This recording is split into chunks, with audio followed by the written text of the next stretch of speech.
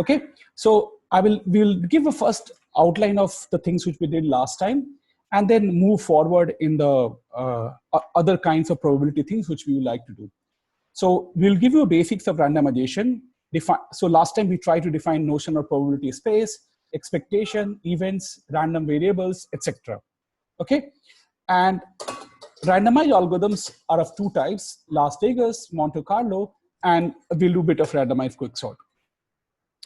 Okay, so last time I motivated randomized algorithms by, I told the difference between a randomized algorithm and deterministic algorithm is that in randomized algorithm, we have an input and we have output, and the deterministic algorithm, just given an input X, it will always output Y. But in randomized algorithm, the algorithm also has some random bits R, and based on what random bits it gets, even on input X, it can output us different YR. So for example, so for given X, suppose I got random bits R1, I got random bits R2, I got random bits Rm, then my output could be YR1, YR2, YRm. Okay, so given on the same input in the deterministic algorithm, we always get the same output, but in the randomized algorithm, given on the same input X, depending on what is our random source, like what kind of random bits we are getting, we will get a different set of outputs. Okay. Okay. So this is a randomized algorithm which we like to eventually understand and explain is randomized quicksort. So here we pick a pivot element from an array and we split array into three parts: those smaller, the pivot itself, and those who are bigger, and we recursively solve the problem. Right? Recursively solve. Okay. But in randomized algorithm, we pick a pivot element uniformly at random from the array, split array into three subarrays: smaller than the pivot, those larger than pivot, and the pivot itself, and recursively solve the subarrays and concatenate them. The difference between a deterministic quicksort and randomized quicksort is basically we choose our pivot uniformly at random. So given all the n elements, or given the array size, we pick an index uniformly at random and look at what the value it is, and then we move in the left side all the elements which are smaller than this and all the elements which are larger than that to the other side and recursively solve the problem. Okay. And so recall that randomized quicksort can take omega n squared time to sort array of size n. But randomized quicksort gives an array, given an array of length n, it runs in time order n log n expected. So we will prove this formally in this lecture. What is the meaning of this? So what is the meaning of it? On every input, randomized quicksort takes order n log n time in expectation. On every input, it may take omega n squared time with small probability. As I recall, what did I say? Given X, the same input, based on R1, R2, Rn, it outputs YR1, YR2, YRn. And now, maybe when he's going to output YR1, it can take some amount of time. When it is going to output YR1 time, it could give some other time, YRn some other time. But we will say that, look, it could take a very, only possibility that it has, that it takes omega n squared time. This happens with small probability. Okay. So we will we'll do this in more details. Okay. So now, last time I also told you about this problem about verifying matrix multiplication. So you're given three n cross n matrices A, B, C, and we want to check whether AB is equal to C or not. Okay. And we said deterministic algorithm will be that multiply A and B and check if it is equal to C point-wise. And we knew that trivially this algorithm will, so this algorithm will run as fast as matrix multiplication.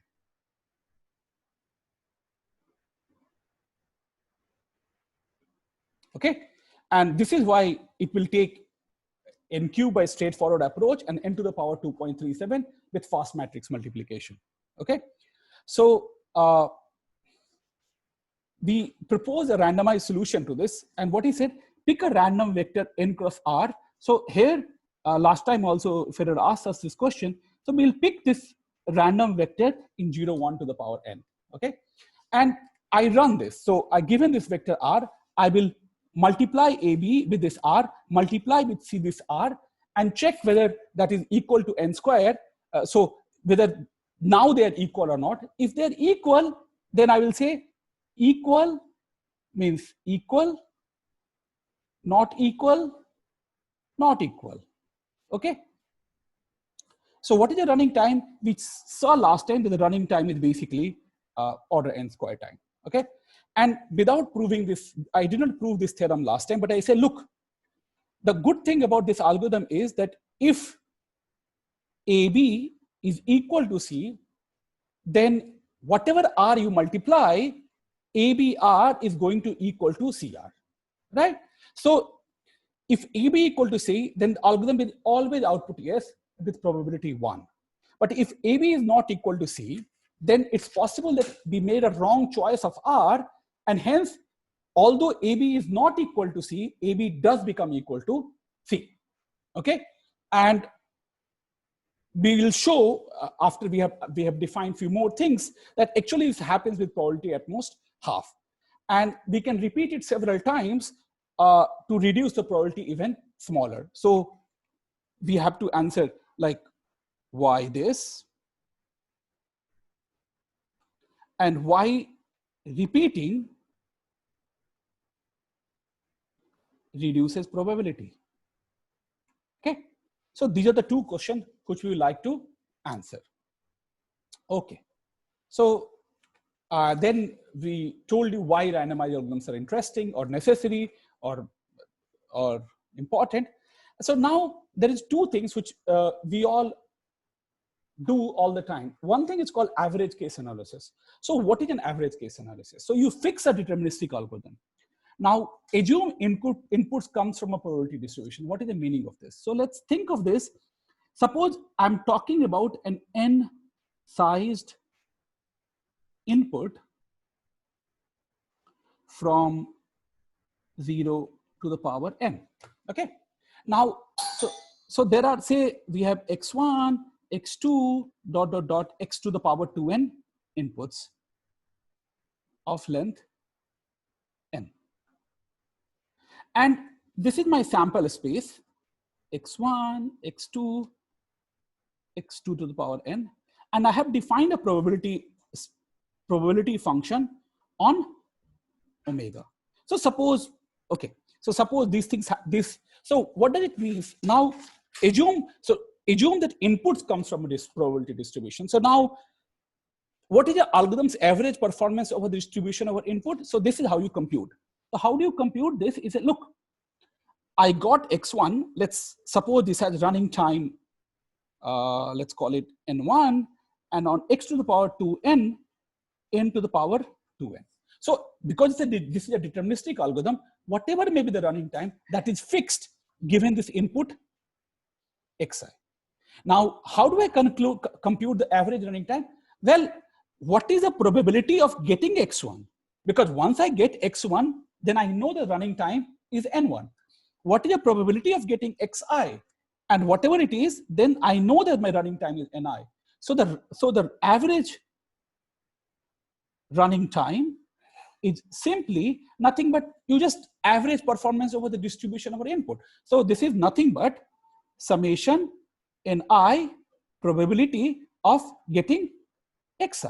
This is it, right? So this is what we mean by average case analysis. Like, so, okay, what is the probability? So this is like, imagine that this is like a weighted average. Like, okay, so if this is an input, its probability gives you a weight, and the running time is running time. So you have, it's just a weighted average of all these things, okay? So this is what average case analysis means. And now we will see why it is different compared to, say, randomized algorithms. So here, algorithms uses random bits in addition to input. And how do we analyze performance over the given input? So look, here, now we have, say, x, and we have random source, R1, R2, dot, dot, dot, RQ. And now based on that, suppose we got Y over R1, Y R2, Y RQ. So for a particular X of size N, so assume that X has size N, what is my running time? Well, it is summation probability of Ri times the running time. So let's say running time of X, Y, Ri. Okay. So input is X, and what is, or rather, I think this is the bad notation. So maybe I should write running time on X comma Ri. So given an input X and Ri, what is my running time? Okay. So this is the probability over this. So notice that, so here for a fixed input X, based on what is the probability of my random source, this is what gives me a random, so for each input X, I have a randomized time, or I have a time which is average over different running time it can achieve based on what random source it gets. Okay. Okay. Okay, this is okay. Okay. Okay. So basically on each input, the behavior of algorithm is random. So what is a worst case over, so what is the worst case running time of randomized algorithm? Well, so this is a running time with respect to one input, right? So what is my worst case running time? I say, look, I go over, so it will be max over all X in sigma star mod X equal to 1 n, and let's say this is a running time of X, okay? Max running time of n. So so look, what is the difference between running time in average case analysis versus randomized algorithm? So let's go back. So in average case, input comes from the different distribution, and then you just sum their running time with respect to their weight.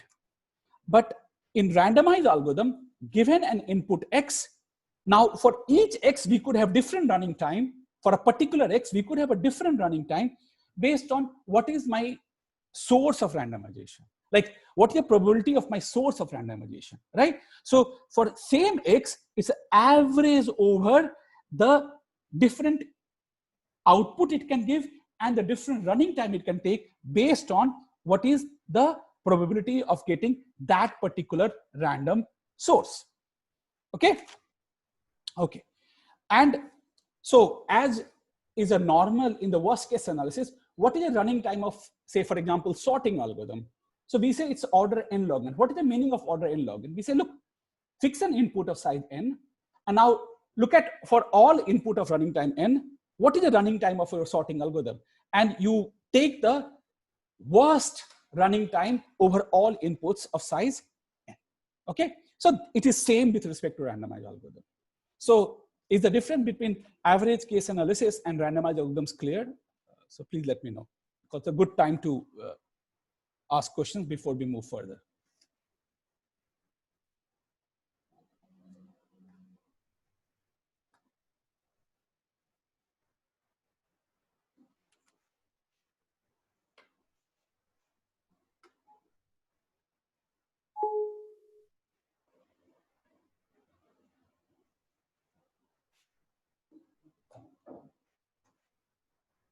Okay, no questions. So we'll move to, so I will not give you, go into details about basics of discrete probability, which we did last time, but still touch in. So what did we define? We defined discrete probability space. So what do you mean by discrete probability space? So basically we have fixed number of points in omega. And what is omega? So you're doing some random experiment. Okay. And what is omega? Possible outcome of our random experiment. Okay. Okay. And so this is nothing, this is what omega is. And what is probability? Probability is basically a function from omega to 0, 1, such that if you just sum them up, it is equal to 1. Okay. This is it. So anything which gives us this defines a probability space. Okay, but there's also a note. So discrete because there are finitely many points here. Okay, but there's also notion of continuous probability, which we will not go into this. For example, if I said, hey, omega is nothing but every point in 0, 1. Now this is uncountable because this is same as real number, right? So then most things which we are going to define needs change and needs different set of definition, but we will not go into those things. Okay. Okay. And then we saw examples like if omega, like if I toss a coin, then the possible outcomes are head and tail, and then we define this probability function of half. Then similarly we define for die, and so on and so forth. Okay. Then we define what is the meaning of event. Event is nothing but any event is basically a subset of omega. Okay, it's a subset of omega. Okay, and so here is your omega. Okay, lots of points, lots of points, lots of points. Okay, okay, and what does PR does? PR has defined some numbers to these events. So summation of red is equal to 1. Okay, and what is an event? Event is nothing but just, okay, some subset like this, like this, like this, and like this. And what is the probability of A? Well, let's see which element from omega are part of A and sum those. So for example, here I will sum this, then I will sum this component, I will sum this component, I will sum this component, and that's it, right? So any A which is subset of omega is an event. Okay. Okay. And then we gave this example last time that if you pair of independence dies, then all possible outcomes can come between I and J. And what is one such event? Well, I plus J is even, for example. Okay. Then we define notion of independent events. So what is the independent event? We said, well, two events are independent if probability of happening of one is independent of probability of happening of other. So here. Okay. So A intersection B is basically probability of A times probability of B. And then we give some examples, okay, of independent events and dependent events, okay. So now I want to define, which we didn't do last time, is a notion of conditional probability.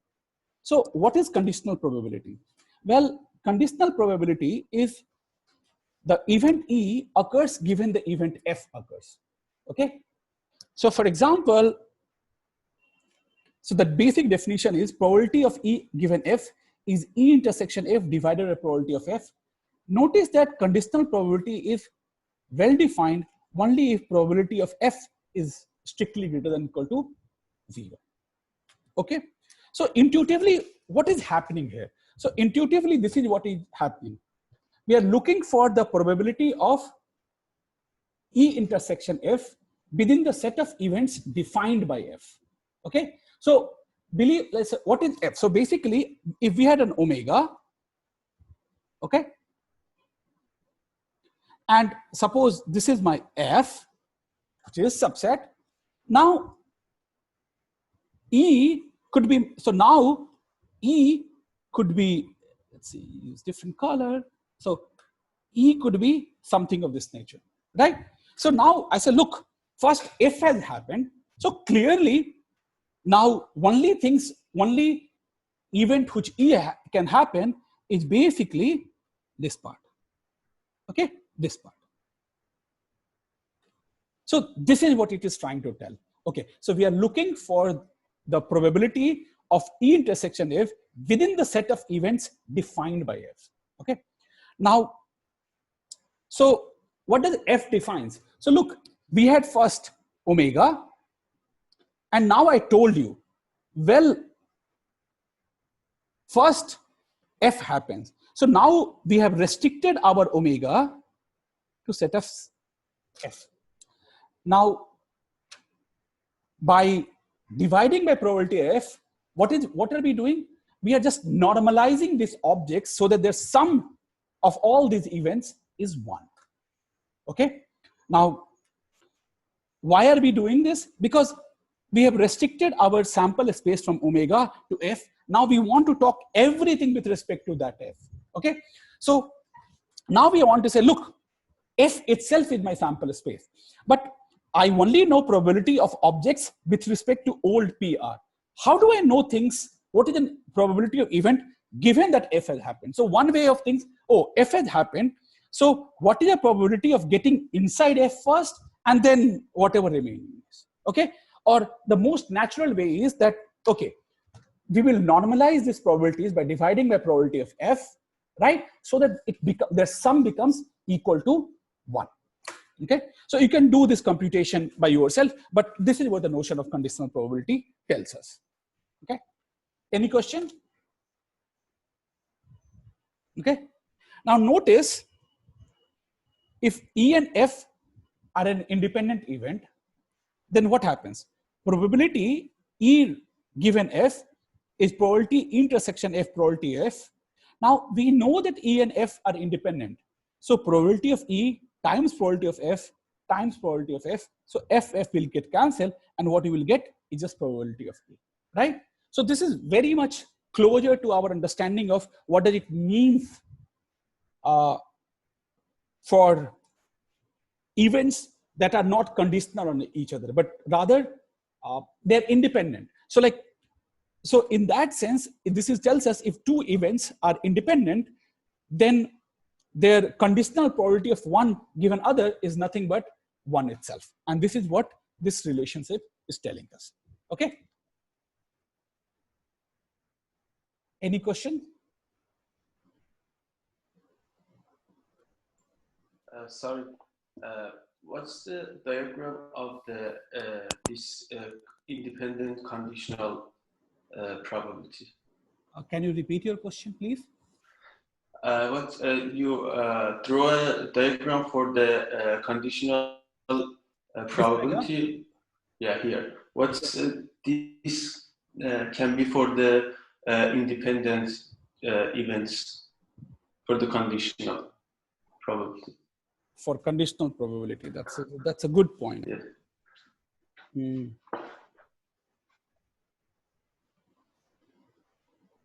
Okay. So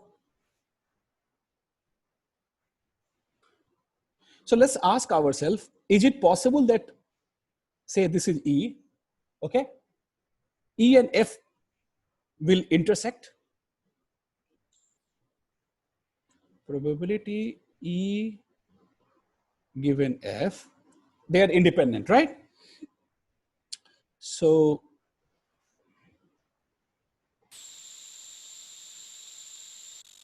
okay, so why don't we try this with, we had an example, right? Here is the example, right? Right? Right. So let's try here, right? That will give us a little bit of clarity. A is the event that first coin is head, and B is the event that second coin is tail, right? So here, what is A? Let's write it down. A is first coin is head. So we have A is head, head, and head, tail. Agreed? Yes. And B is tail, tail, and tail, head, right? Right. Okay. So now, suppose we are trying to compute A given. It should be head tails, no? Which one? So it should B should be tail, tail, and head tail. Oh, sorry. Yes, it should be head tail. Yes, this one, right? Yeah, second is tails. Fine. So let's try to understand what is probability of A given F. So omega is like this. Okay. Now B happened.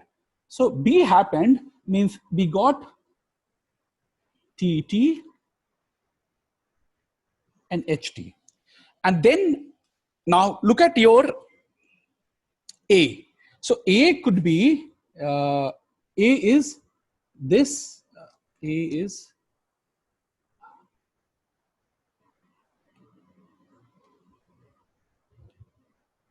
okay.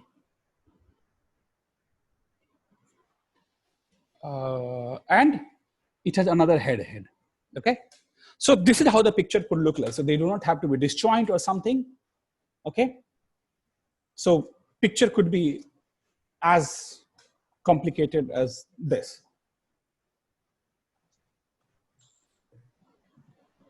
Thanks. Does it help? Yes. Okay. It seems that by independent, we'll get a word very soon. So independent doesn't mean that they have to be like as an event, they need to be disjoint. If as an event they're disjoint, you call them disjoint events. Okay. And we'll see its application in a minute. Okay. Okay. So, okay. Okay. So remember, this is a problem which we were trying to solve, right? So we wanted to verify A, B, and C, and we came up with this algorithm, which is like n cross 1. Okay. And which recall that we are getting this R from 0, 1 to the power n. Now, what do we want to show? Okay. We would like to show that, well, if AB is not equal to C, so what I want to show, if AB is not equal to C, then probability ABR, okay, is equal to CR is less than equal to half. This is what I want to say. Okay. What is my algorithm? Well, if I have chosen R uniformly at random from 0, 1 to the power n, then I want to say that, look, then you might make a mistake, but the chances that you are going to make mistake is very low. Okay. Or in other words, what does it tells us? So it tells us that something very important combinatorially. So what is about omega is 0, 1 to the power n, because from this is the place we are going to pick one of the vectors and going to multiply. Okay. Now, so if this statement is true, it is telling us the following combinatorially. Well, in omega, half the strings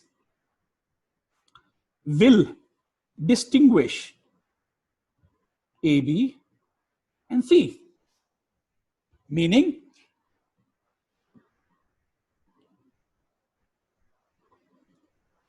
AB into R is not equal to C into R, right? This is exactly what it means. Because if I'm going to say that, look, probability that AB R equal to CR is less than equal to R, given the fact that AB is not equal to C, is less than equal to half, means for half the strings, at most half the strings could be bad for us, but actually more than half is actually good for us in the following sense. If I take this randomly, because if more than half the strings are good for us, then if I take AB and multiply by R, take C and multiply by R, then I'm going to get two vectors which are going to be distinct. So I will check and I know they will be different, and hence I will say, well, AB is not equal to C. This is exactly what this combinatorial implies. Okay. And so this is just to give you an intuition that in fact, what we are going to show to you is that if AB is not equal to C, then for half the strings, AB of R is not equal to CR. Okay, good.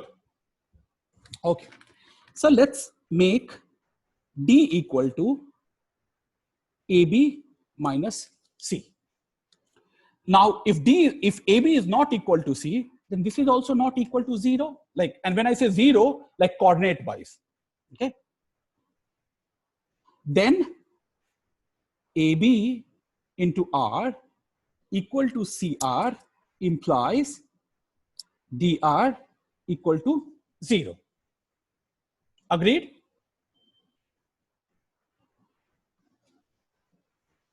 Okay. Okay. So since D is not equal to 0, it must have some non-zero entry. Agreed? Okay. So now here's your D. So for example, D11, D12, D13, D21, D22, D23, D31, D32, D33. Okay. We know because D is not equal to 0, there is some entry, say possibly D22, which is not equal to 0.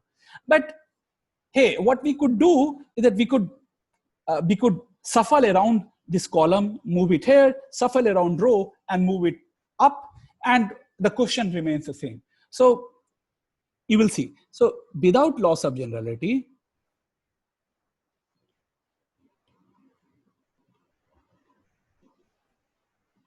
assume D11 is not equal to 0. Okay? Okay. But what do we know? We know that, so we are in the case when our random R has the following property. What is the property of our random R? dr is equal to 0. So if dr is equal to 0, then if you look at your D and look at your R, and you take this column, take this row, and you multiply with this column, that will give you what? First entry here, and this is equal to 0. So let's see what does this meaning of this. Okay. Okay. Okay. So let's see. So this implies that following quantity summation j equal to 1 to n d1j rj is equal to 0. Agreed? Does anybody has any problem with this equation? Okay, no question. Then let's. So, or equivalently, this implies now I'm trying to write everything in terms of R1. Okay, so recall, so I can move everything but R1 other side. So I will get D11 R1 is equal to summation j equal to 2 to n d 1j rj. Now this implies R1 equal to, now what is D11? Recall, this is where we are going to use the fact that D11 is not equal to 0. So this is going to be minus summation j equal to 2 to n d1j rj divided by d11. Agreed? Any question? Okay.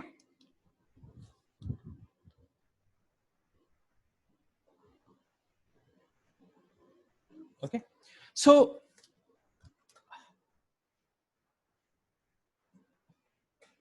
I don't know why my mobile phone is not charging. Okay. Okay. So let's try to understand what does this imply. Okay. What does this imply? So can I say now that, well, whatever may be the value of, what do you want to say? I wanted to show that more than half of the input, is good. How will I show this? I'll show you in a minute. Okay. So notice, I start to fix the value from Rn, Rn minus 1, R3, R2, but I don't set the value of R1. Okay. Now you come up with any value, or rather you come up with any value of R1 to Rn minus 1, R3 to R2. Okay. Any value. Now, there is only one value of R1 which will be equal to this, right? Do you get this point? Look, once I set Rn minus 1 dot dot dot R3, R2, let's compute this value. It will come something, okay? It will come something, okay? Now, I want that to be equal to R1. You get my point? So if this is not equal to 0 or 1, I don't even care, right? If this number is not equal to R1, I don't even care if this is not even equal to 0, 1. Okay, but suppose it is equal to either 0 or 1, only one of these values it can get, then I know what I'm going to do for R1. I was picking 0 or 1 uniformly at random. So with probability at most half, I'm going to pick R1 is equal to this commodity, right? So what does it implies? Look, here I was setting any value of Rn to R2. Up to R2, I was setting any value.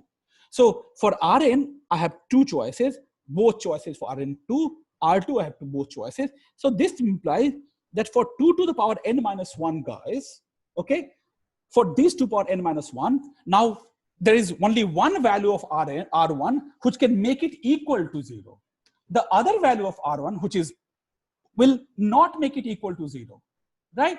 Which implies that this R guy will not be equal to 0, right? So dr cannot be equal to 0 vector if at least at some coordinate it is not equal to 0. Okay, so what I've shown you by doing this is that, look, you fix R1 to R2 minus 1, R2, any value. Now let's go to this right hand side,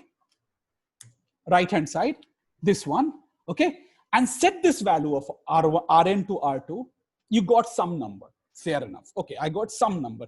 If that is not equal to 0 or 1, whatever you are going to set R1 to by randomly picking 0 or 1, it is not going to be equal to the right hand side. Great. So the only choice it has to be equal to 0 or 1 is basically this right hand side is equal to 0 or 1. Now if it is equal to either 0 or 1, 0. Suppose this is right hand side is equal to 0. Now what happens then? Then I want to get equal to 0 by random coin toss. So I did a coin toss. If it came head, oh, very good, it is equal to 0. But the possibility of getting a head is half. Okay, so what we have shown to you, I have shown to you that maybe,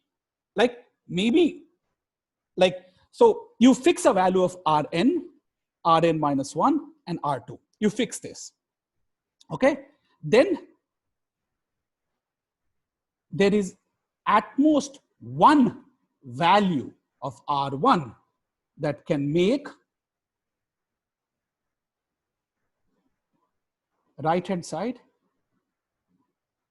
equal to ellipse. Okay, so this is what is called principle of deferred diffusion. Okay, so what we have done is like, okay, so basically you do not analyze the algorithm at the end, but you think of this algorithm, okay, it's a process which is setting up, okay, it's a process which is setting up what is that called? These random values one after another, and we look at the random value which are not yet set by fixing whatever has been set and then computing the probability. Okay, so this is what is happening here. So we have made our question about the whole system to be about whether R1 is equal to 0 or 1 or not. And that happens with probability half. Okay, and hence the whole process has probability less than equal to half. Okay, so this is one way of looking at it. If you want to do it more formally, let's do it. Okay, so this is called law of total probability. Okay, so what is the law of total probability is, so you have E1 to En be mutually disjoint events in the probability space. Okay, so okay, what is the meaning of disjoint? Probability space where disjoint events, mutually disjoint events. So basically what it means, here is your omega, maybe here is your E1, here is your E2, okay? And here is your, say, E3. Can E3 be like this? Right? Then can I say they are mutually disjoint? No. So when they say mutually disjoint events, it means that as a set, they're disjoint, okay? So what we know about E1, E2, En, they are sets, they are subsets of omega. And for all ij, I not equal to j, Ei intersection Ej is equal to empty set, okay? So this is like a simple definition of disjoint, pairwise disjoint sets, okay? And furthermore, what is a property? Basically, if I sum EIs, this is equal to omega. Okay, I forgot to write here. I should write here omega. Okay, so basically, this means that my world of omega is being partitioned by E1 to E2. Okay, right? Here is my E1, E2, E dot dot dot En. So I have E1, I have E2 dot dot En. And now I have some set B, and I want to understand what is the probability of B. So what is B is some subset in omega. So B is like, okay, here, this is my B. So what is the probability of B? So recall, what is the definition of probability of B? Definition of probability B is nothing but you just take these elements, okay, and sum their probability number, whatever it is, just sum them. So now, what is probability of B? Well, it is summation of I equal to n probability B intersection Ei. Why? Because look, I can write B as B intersection E1. I can write B intersection E1. I can write this B intersection E2, like sum of B intersection E3, so on and so forth. Notice that because EIs are mutually disjoint, no element of B is counted more than once. Secondly, because each EI partitions my universe, no element is missed in any of these things. So you get this, okay? And from where do I get this? This is nothing but a simple definition of conditional probability, right? Because let's go back. How did we define conditional probability? Probability of E given F is probability intersection F is divided by probability of F. So what is the probability of E intersection F? This into this. So this is what we have used here. Okay. So we know that probability of B intersection EI, or rather probability B given EI, is divided by probability of EI. So this is nothing but this into this. So this is exactly what it is. Okay. So what does it mean? It just tells us that, look, if I have a B, which is some event, and I know my universe is partitioned into E1 to En, then basically I can do individually for each of these things. Now, why it is useful for whatever we were doing? Okay. So now maybe I should use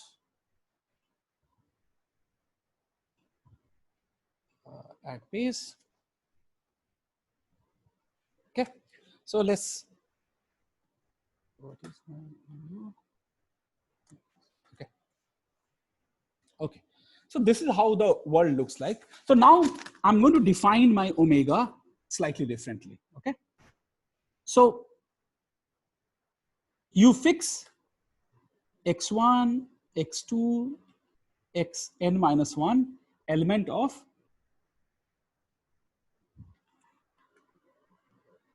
see x2 to x3 is the element of 0 to 1 minus 1. Okay. And now what is my omega? What is my E1?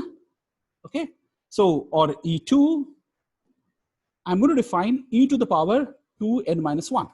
So you fix y in 0, 1 to the power n minus 1.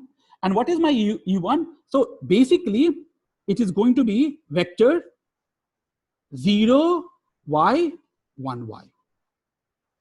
Okay, E2 is going to be some, so So this is going to be say y1, y2, like where each yi is like this n-1 length vector, y2 to the power n-1. So this is y1, y1, 0, y2 to the power n-1, y2 to the power n-1. Okay. So is it clear that first of all, if you notice, for all ij, ei intersection ej is equal to empty set. That's the first thing to understand.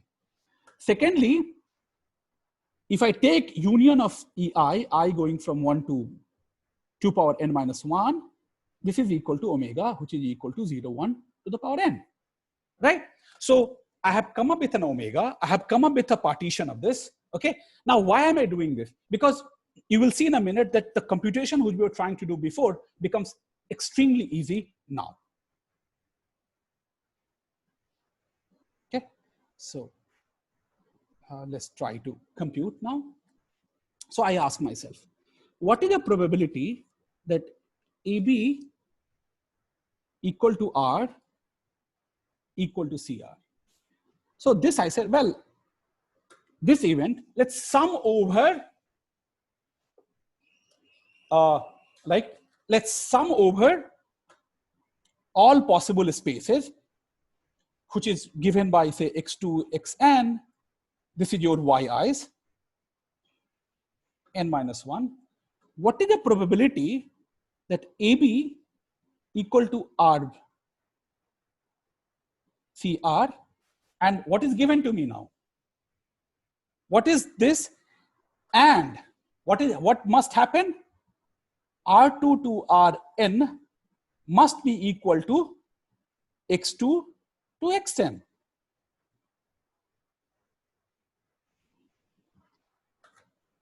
Okay, is this clear? I just applied the law.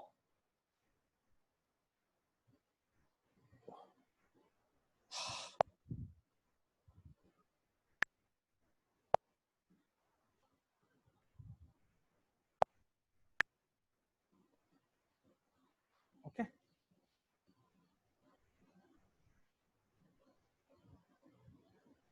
Okay.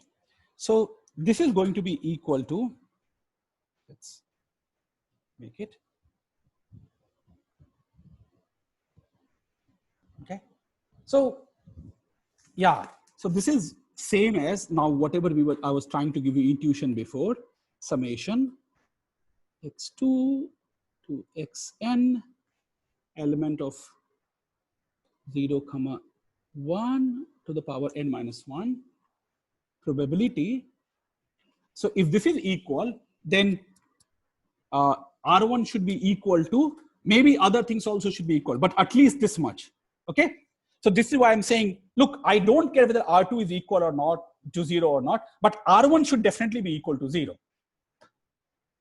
Minus j equal to 2 to the power 2n d1j rj divided by d11. Okay, intersection R2 to Rn is equal to x2 to xn. That's it. Okay. Now, look, for each Ri, how I'm going to compute Ri, R vector. For each coordinate, I'm going to just pick 0, 1 uniformly at random. So now I'm going to use that all these guys are, all this is independent event. Okay. So this intersection is an independent event. So this is equal to summation. I'm not writing this. So probability R1 is equal to summation j equal to 2 to 2n d1j rj d11. And now this is probability that R2 to Rn is equal to x2 to xn. Great. But we know this probability is upper bounded by half. Okay. So this is summation half times probability. Okay. R2 to Rn is equal to x2 to xn. Great. But I'm going to sum over how many items? 2 power n minus 1 items. So this is going to be equal to 2 power n minus 1 half time. But what is this probability? Same as 2 to the power n minus 1. So this and this will get cancelled, and what you will get is half. Okay? Question.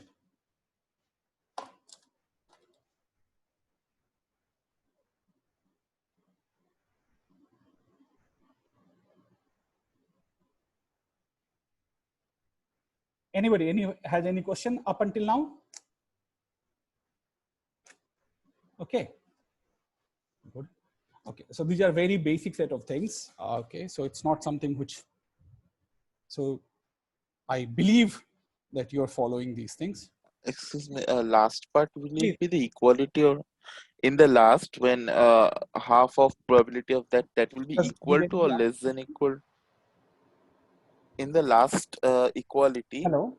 will it be equal to 2 to the power n minus 1 into half into 1 by 2 to the power n minus 1, or less than equal to? This one, last line.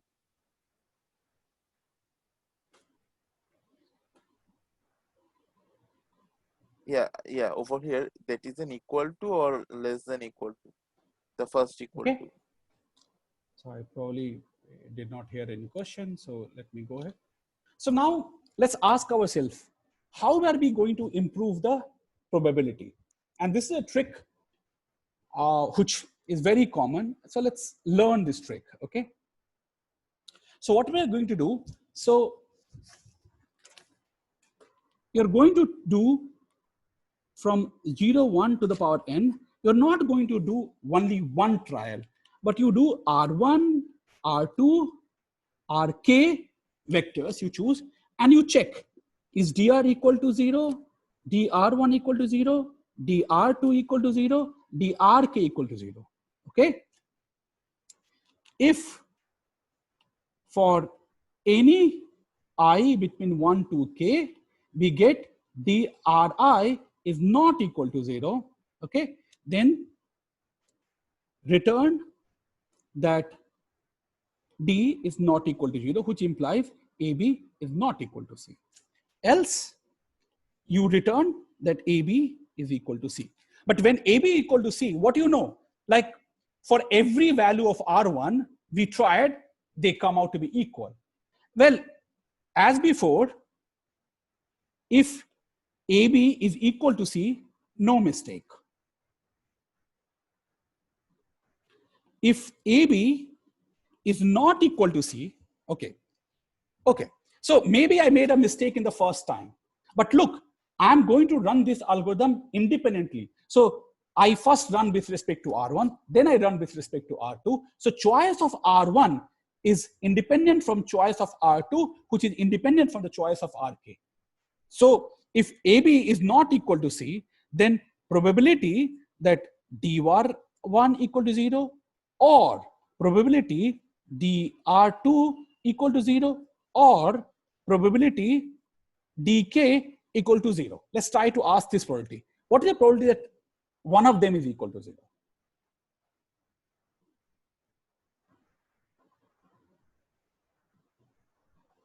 This happens with probability half, okay? Okay, this happens with probability, or rather, this is not what we want to compute. We would like to compute what is the probability that if AB is not equal to C, then when are we returning that, well, it is equal, when all of them will return us 0. Because if any of them said that, well, it is not equal to 0, then I say it is not equal to 0. Here's a proof that they are not equal to 0. But only chance is that when all of them tells us, well, dur are equal to 0,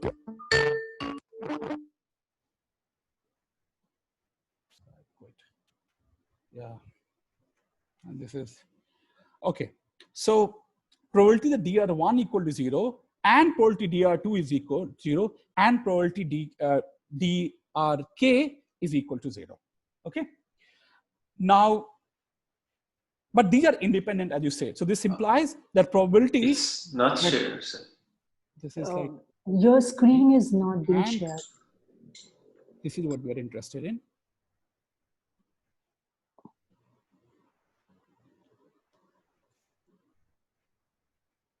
dr2 equal to 0.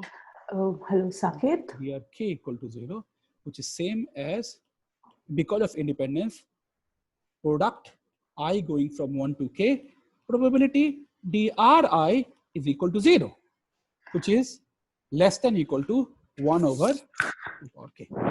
Okay? You need to share your screen. I think we have lost your screen. Is not shared. Okay. My bad.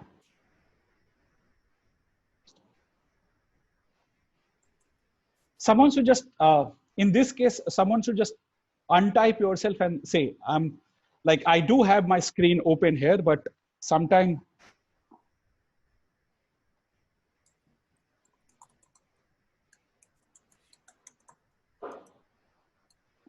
So William, can you say something?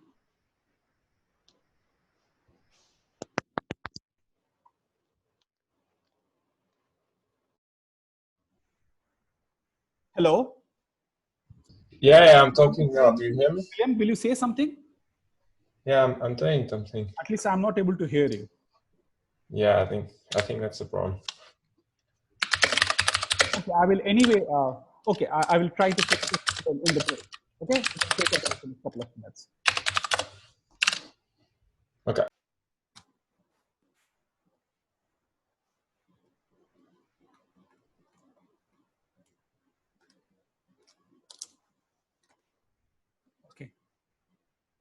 Okay, so all I was trying to say, so can someone tell, so I was trying to do, show that by repetition, we can reduce the error probability. Okay, this is what I was trying to show. So what I said that let's run this algorithm when R1 equal to 0, R2 equal to 0, like with different values of R1, R2, Rk. And I said, if for any I between 1 to k, dri is not equal to 0, then you say d is not equal to 0. So now we are trying to understand what happens if ab is not equal to c, but we said, well, they are equal. In that case, you have said, well, the only reason you have told that because d into r1 equal to 0, d into r2 equal to 0, d into rk equal to 0. And that happens with probability. So then it means we want to compute the probability dr1 equal to 0 and blah and blah and blah. And because these RIs were chosen independently, or this algorithm was run independently from each other, we said this is equal to probability I equal to 1 to k, probability dri equal to 0. And we computed for each RI probability at most half. So you are going to make an error with probability 1 over 2 power k. So if you notice, if I choose k equal to 100, I can reduce this probability to 1 to the power 2 power 100, and my running time of my algorithm is still order n squared. Okay.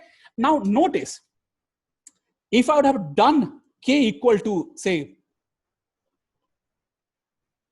10,000 log n, okay, just imagine if I would have done 10,000, I don't know how much it is, like something, okay, let's say, let me use my favorite number, okay, then what is my error probability? My error probability is going to be 1 to the power 10 to the power 10 times log n, which is equal to 1 to the power 2 to the power log n to the power 10 to the power 10, which is equal to 1 to the power n to the power 10 to the power 10. Well, so you're going to make mistake with such small error, right? So you're going to succeed with probability 1 minus 1 by 2 to the power n to the power 10 to the power 10, right? And the running time of this algorithm will still be order n square log n. Okay, so all I'm trying to tell you that once you have proven that a particular algorithm error probability is something, then by running it several times or running in parallel, you can reduce the overall probability to much smaller, or something which you desire very soon. Okay. Okay. So as I was saying that, look, we have defined everything of this nature. Now random variables are defined from omega to r.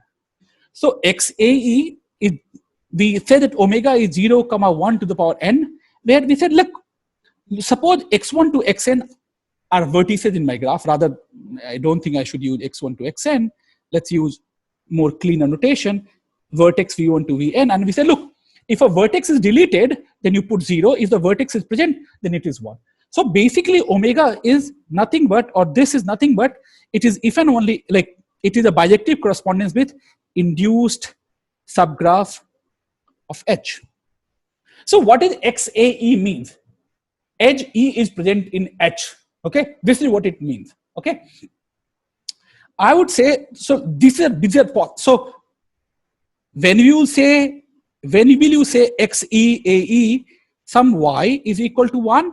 Well, when will that edge be present? If both the vertices are present in my graph. So this is one. If U comma V, suppose E is UV, this is what is given.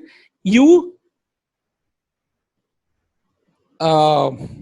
say, look at the vector, okay, let's see.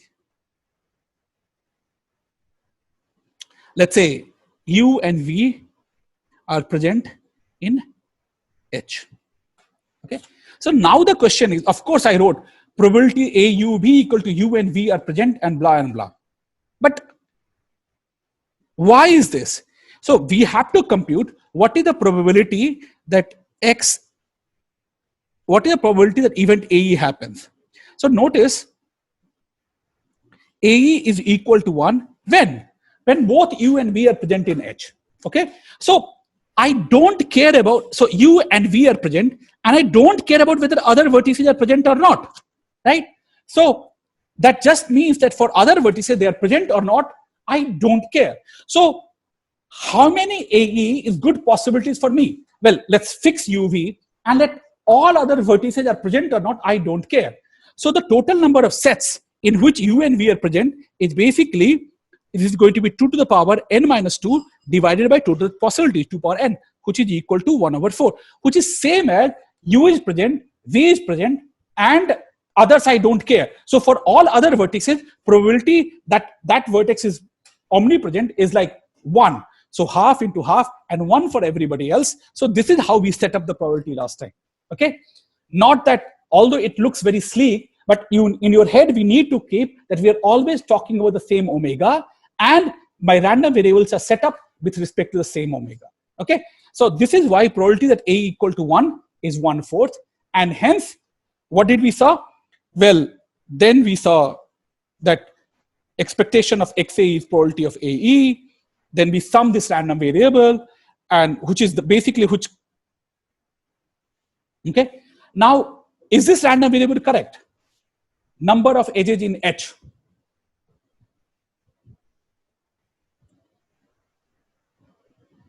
Right? Because look, what is our random variable? For each edge, it tells me whether it is present or not. Right? So this is why if I sum XAE, it is summing me all the probabilities. It is summing me, it is summing, so X equal to summation XAE is basically giving me a random variable, which is number of edges present in H. So sometimes this random variable is also called unbiased estimator. And this is the word which you will hear many, many times. And what is the meaning of unbiased estimator? So you want to estimate some quantity. You set up a random variable so that its expected value is exactly what you wanted to know. Okay. Then you call such a random variable unbiased random variable or unbiased estimator of the object which we are hoping to achieve. And this is the word which we will probably hear almost every lecture from now onwards. And then we did a simple computation and we got that the number of edges which are present is m over 4. Okay. Any question? Okay. Okay. And so all I wanted to give you emphasis on that it is important to set up random variables carefully. And then you could also do it for the triangles. Okay. You could also do it for the triangles, right? If there are T triangles, how many will be remaining in H? Well, then you have to set up, well, U is present, V is present, and W is present. Then how many such vectors will be there? Well, U is there, V is there, W is there, rest is don't care. So it is the probability will be, which are present in H is going to be 2 to the power n minus 3 divided by 2 power n, which is 1 over 8. And then if you do it, you will get the answer as T by 8. Okay. But I'm not going to get there. Okay. So now I want to talk a little bit about independent random variables. So what is an independent random variables?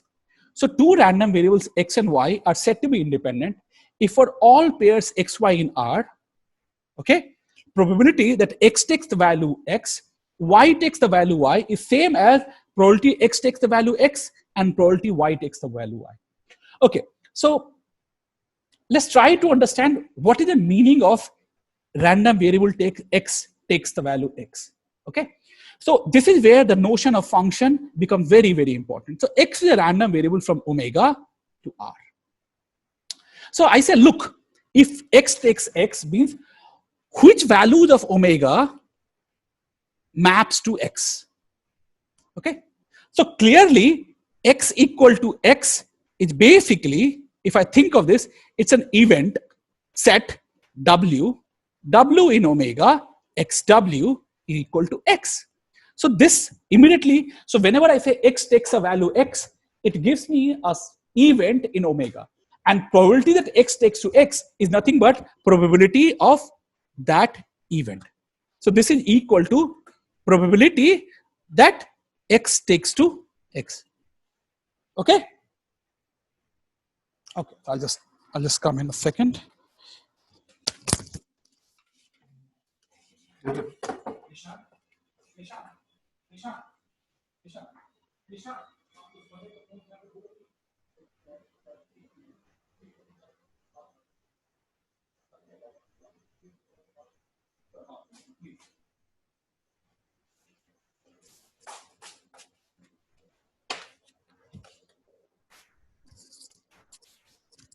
Okay, so this is important to keep in head.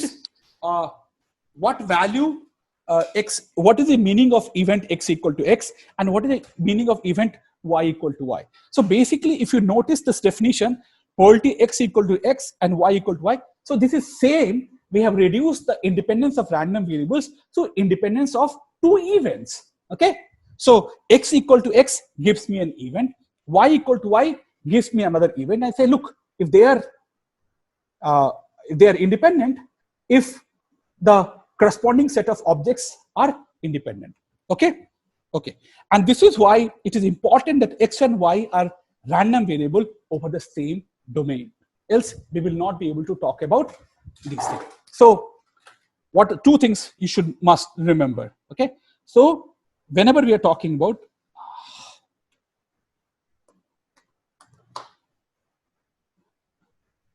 omega and PR is same. Otherwise, none of these definitions makes any sense. So x is omega to R, y is omega to R, and the event, meaning of event is defined with respect to the function PR. Okay? Okay. Any question?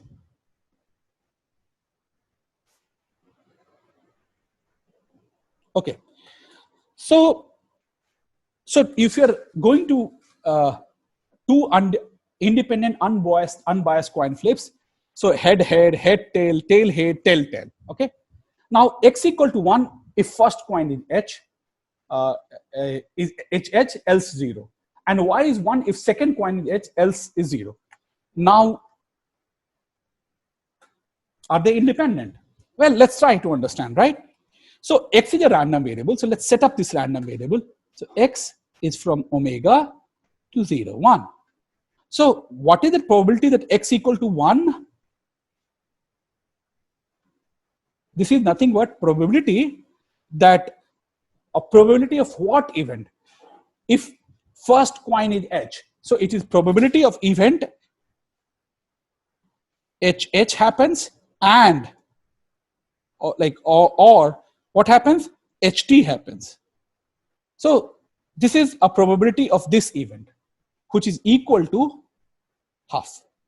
Okay, and similarly y equal to 1 if second coin is h, else 0.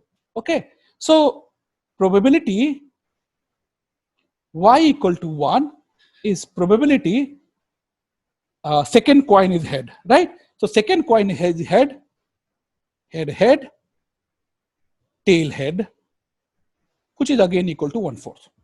Okay, now we want to say these two guys are independent if probability that something is equal to this is equal to this. So let's say, what is the probability that x equal to 1 and y equal to 1? For, right, like these are the possible values it can take. So what is the probability that x equal to, so what is x equal to 1 and y equal to 1? Both of these things happen simultaneously. So this is same as saying of the event, oh, x is also happening and y is also happening. So let's see, x happens, then head, head, and head, tail. And if the second coin is head, right? But then HT will never happen and tail head will not happen. So this is same as probability of HH, which is 1/4. Now let's ask, what is the probability of x equal to 1? We already have computed half. What is the probability that y equal to y? We have already computed this is equal to, oh sorry, this is half, because there are 1/4 plus 1/4. So this is probability x equal to 1 times probability y equal to, probability x equal to 1 is like, I know half. Probability y equal to 1, I know is another half. So if I multiply them, I'm going to get 1/4. So I have shown to you they're equal, okay? But what about the following quantity? But okay, so let me make one more comment. There is also, but it says it should be true with respect to for all xy in R, okay? So suppose x took value 0 and 1, y took value 0 and 1. And now suppose someone put me half. So what is the probability that x takes half and y takes half? Well, none of these events happen. So definitely left hand side is 0. But probability that x takes half is also, there's no element in my omega. So that is 0. Probability y equal to half, there's no element in my omega which maps to this. So that is also 0. So for any 2 points which x and y does not take, if you take their probability is anyway 0, so you never bother about that. So whenever you have to prove independence of 2 random variables, then you only care about those pairs of x and y in R which both of them take. Otherwise, it absolutely doesn't make any sense. Okay? Okay. Okay. So what about x being number of heads and y being number of tails? So how many values can x take? X can value, well, if I give him tail, how many number of heads are there? 0. So 0. If I give him tail head, the number of heads is 1. If I give him head or head tail, it is still will take 1. If I give him head, so it is possibility 0, 1, 2. And similarly, y takes value 0, 1, 2. Okay. So let's try to compute what is the probability that x takes 1 and y takes 2. For example, let's just compute. So x equal to 1, what are those events? X equal to 1 will correspond to the following set of objects. X is exactly equal to 1. So it cannot be head. It can either be head-tail or tail-head, because tail-tail gives you 0. So x equal to 1 implies head-tail and tail-head, which is equal to half. Okay. Now, what is the probability that y equal to 2? Okay. Well, y equal to 2 is the only thing which happens is HH. No, tail, which is 1/4. Okay. Now, what is the probability that x equal to 1 happens and y equal to 2 happens? Is there any event like this? X equal to 1 and y equal to 2? Can you find me here? So y equal to 2 means it is only thing which is possible is tail. And x is equal to 1 is these things. So their intersection is empty. There is no omega for which x equal to 1 happens and y equal to 2 happens. So this guy is 0 actually. But in the right hand side, probability that x equal to 1 is half times probability that y equal to 2 is another 1/4. So it is 1/8. Left hand side is not equal to right hand side. So what is the meaning of this? That the following set of random variables, x being number of heads, y being number of tails, they are not independent random variables, because there exists an x and y in R for which probability that x takes value x and y takes value y, and y is not equal to probability x equal to x and probability y equal to y. Okay. Okay, so I gave you the logic reasoning for this. Okay. Any question?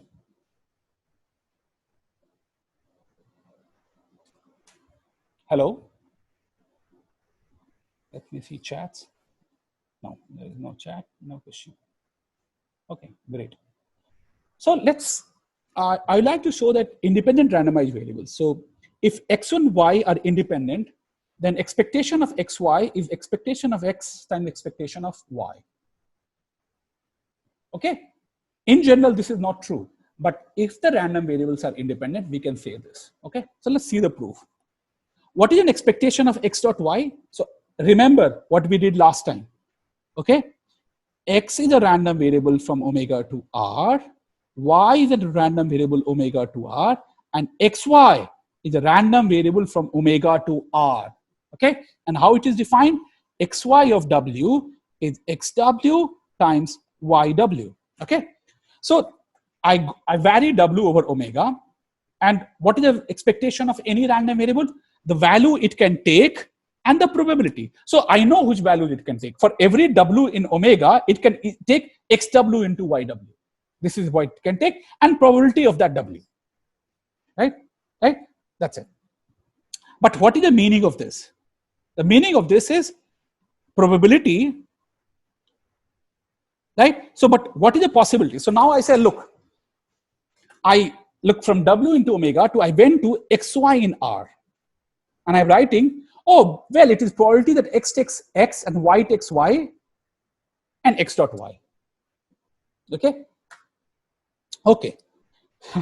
So notice, basically, if omega was like 1, 2, 3, 4, 5, 6, then, and suppose I was like xw or, yeah, I mean, so basically, whatever the value x takes, some value, and whatever value y takes, some values, it's only defined for those guys.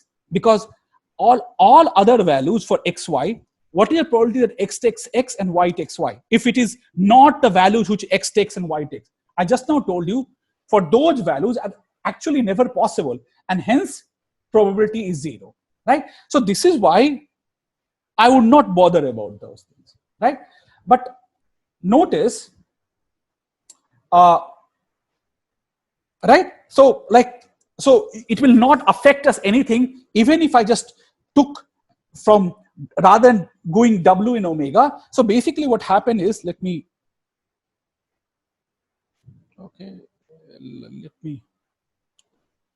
add pages. Okay, add pages. Okay, let me explain to you this.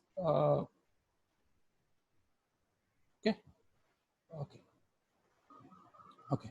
So notice what is happening here. Okay, this is something which is very important for us to understand.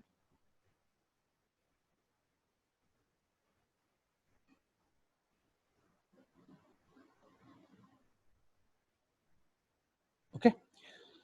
So, okay. I don't know why is this space. Okay. Okay. So what is happening is, look, here's my omega. Okay. And here's my r. So if you notice, in this step, I am, rather than mapping from left-hand side what value it takes, I'm trying to map from r side. Okay. So notice what is happening. Okay. So let's fix x. Okay.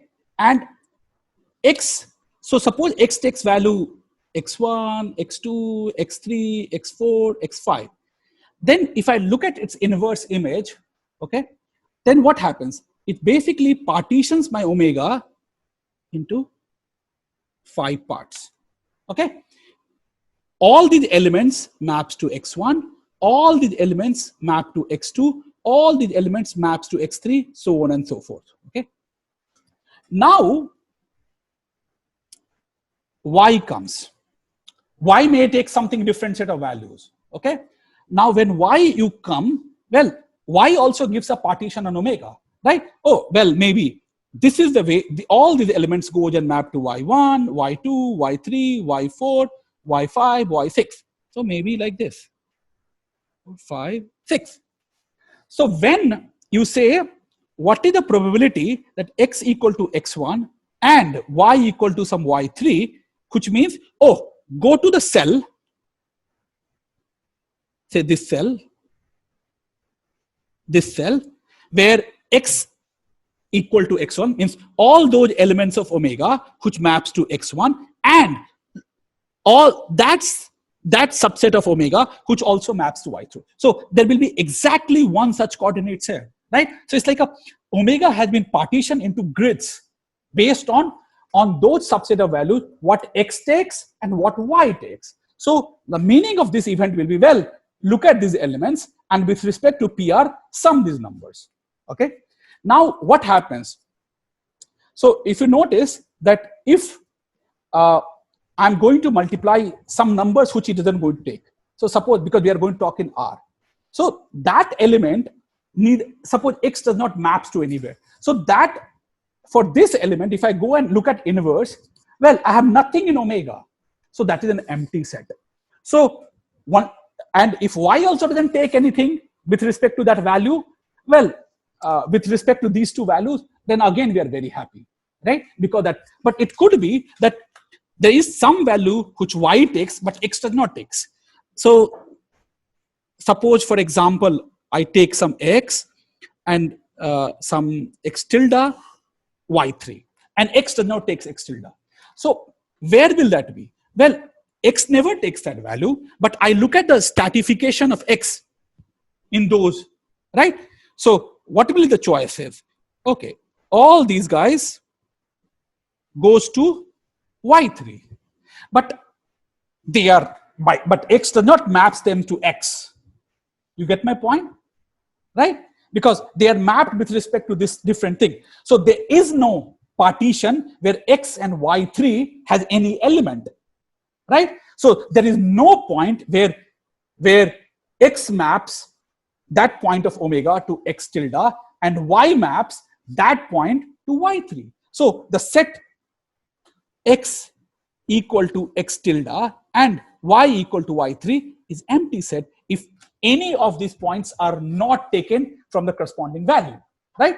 So if either of them is either of x or x tilde or event y or tilde is equal to omega, okay, that event is empty. So those do not matter at all. So basically, when I take xy and I say, well, summation xy in R, well, those values which x does not takes or y does not takes, corresponding events is empty set. So probability of those objects is 0. So I don't have to worry about. So the only thing which I have to worry about is partition of x and y, where like those values in R for which x is able to achieve, and those values of y which y is able to achieve, and the Cartesian product of these values. So this is why I can write summation xy in R, probability x equal to x and y equal to x and xy. Okay. And once we have this, now I'm going to use from here, this is independence. xy in R, this into this. Now xy is common and I'm running over all xy's, which is same as summation x in R equal to this, summation y in y, this equal to expectation of x into expectation of y. Okay. So the important point to notice is that whenever you go from here to here, it is important, because a lot of time what happens is that people are not very clear about that, okay, now it is going in R. Now people start to think not omega, but the obvious mistake people think, well, xy is defined from omega cross omega. So given x and given y, it is x into y. And then you are making a complete mistake, because xy is only defined on omega. xy is not defined on omega cross omega. This is something which we must keep in our head. Okay. So this is why this thing starts to make sense. So maybe I'm giving you more things than this, but most of the books are very ambiguous about this. And if you do not open the right set of books, you're bound to make a lot of mistakes in this regards. Okay. So any question here? You have to tell us which books do not open, Saket. All the randomized algorithm books, textbooks, they are like horror. Oh my, okay. Okay, whether it is Motbani Raghavan and this. So like, till you do not know these things, you're okay with it. But the moment you start to understand some of these things, it starts to, like, they're correct. They're correct. It's not that the books are wrong. It's just that they do not tell what is the domain, what is the range, and hence people start to make lots of mistakes. Okay, so I mean, I remember I was teaching a randomized algorithm course, and someone asked me this question, and at that point of time, I was like, okay, what happened? And then I had to move back from there. Like I had to move that class, like cancel that class, prepare myself properly next day, and then come and teach them. Okay, so yeah. Okay. So let me tell you about types of randomized algorithms. Okay, so in this course we will see two types of randomized algorithms, and in fact there are only these two types of randomized algorithms. One is called Las Vegas randomized algorithms. So what is a Las Vegas randomized algorithms? So for a given input X, output of algorithm is always correct, but the running time is a random variable. Okay, so in this case we are interested in analyzing the expected running time. Okay, so does this start to make sense to you? Because what is a random variable? Is a running time. Is a random variable. So basically I should think of this. Oh, running time is a random variable. What is my omega? And what is R? So there should be some definition of omega. And what is my R? R is nothing but given whatever blah blah the running time. So what will the expected running time? Well, expected running time is then, if I have defined the notion of random variable, then I have a notion of expectation, expected random variable, right? So generally, typically what happens, because look, for randomized algorithm, input X is fixed. What is my source of randomization? It's possible coin tosses. So what are the possible coin tosses? That forms my omega. And given X, given this set of coin, what is my running time? Is my running time. Right? So what is my expectation? Well, what is my expected running time? Expected running time will be nothing but summation over the potential running time times probability, like what are the possible value of that, and probability of getting that. Right? So if I say, look, it takes n 3/2 running time, great. For which values of random choices, my running time is n 3/2. Right? So it will be it will be like n to the power 3/2 and probability of these subset of omega. Okay, this is so like, okay, so this is how you compute your running time. Like like you have to set up these things. Okay, so when we will do a quick sort, I will tell you what is my omega, what is my source of randomness. At least I will do once, and once you understand these things, there are much easier way to compute these things. Okay, but there's another class of randomized algorithms which we will be interested in. So for given input X, the running time is deterministic. So running time is deterministic. There's no randomness in this. So it will take this much running time. But the output is random. Okay, it is correct with some probability. Okay, so tell me the matrix multiplication algorithm, AB equal to C. What algorithm was this?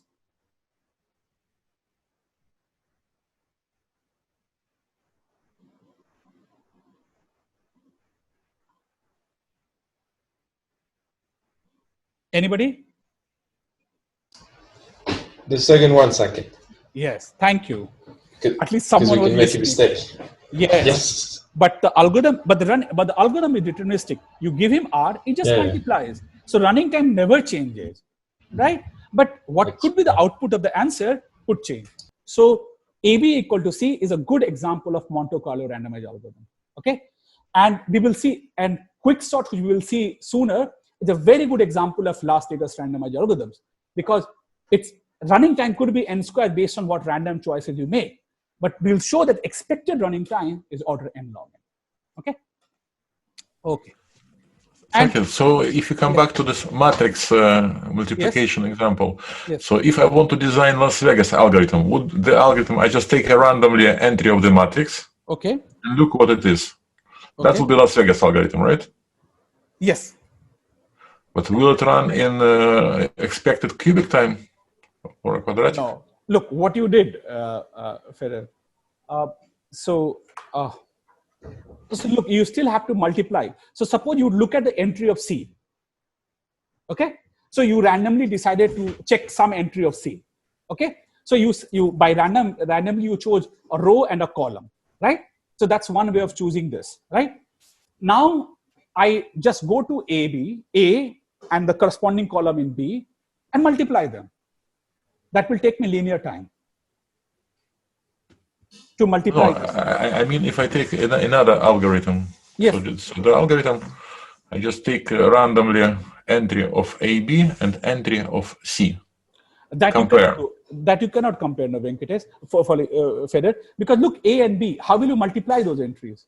So to get an entry of C, how will I look? I have to multiply a particular row and a particular column, right? Oh yes, you're right. Yeah. Right? So the right thing will be if you decided to pick a random entry in C, which is given by say row I and column J, then I will go to the row I in A, go to the column J, multiply it and check whether this is equal or not, right?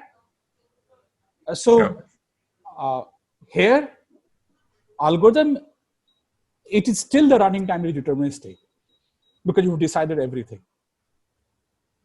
No, but if they are not equal, I stop, right? Yeah. So, but what is the running time? Oh, you keep doing this. Is that what you're trying to tell? Yeah.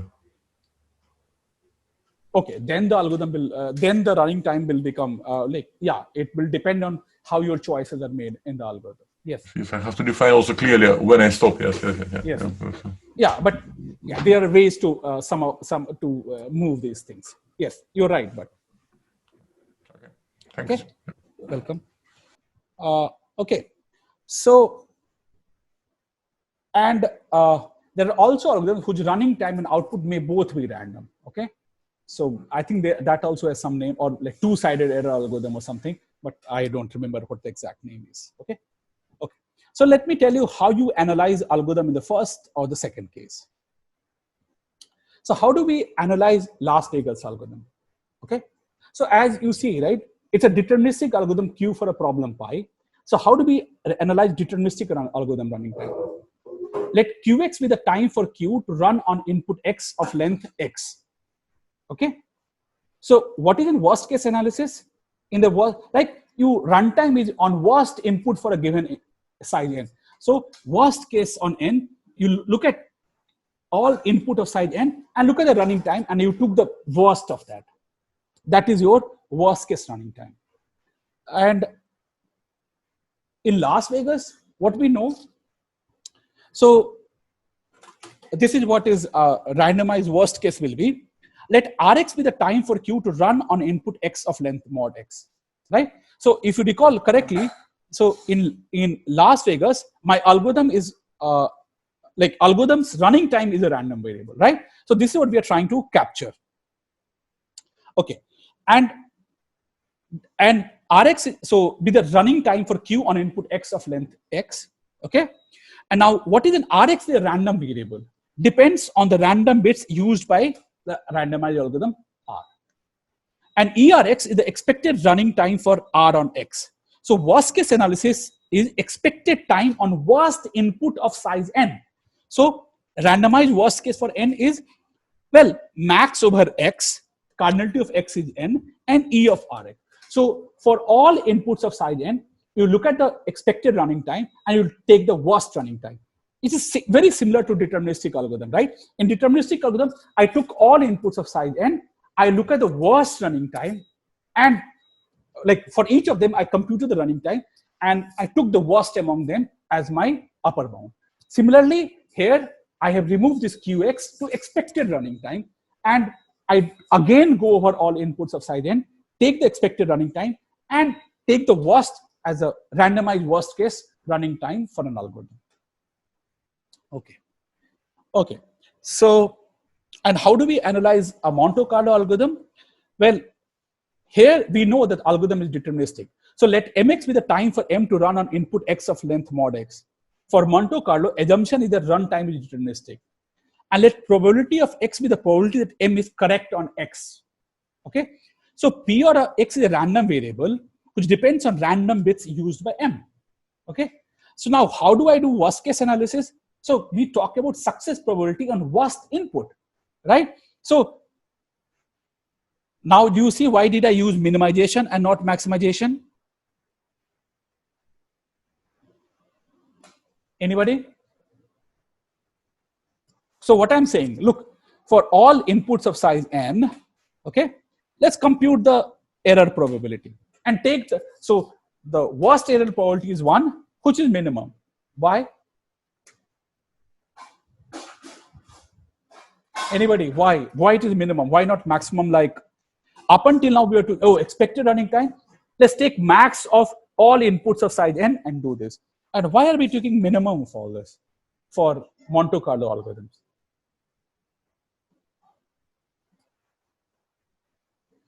Because you want the lower bound on the probability to succeed. Exactly. These are less than equal to 1, right? So smallest you are, worst you are, right? Your error, like smallest, like you're closer to 0.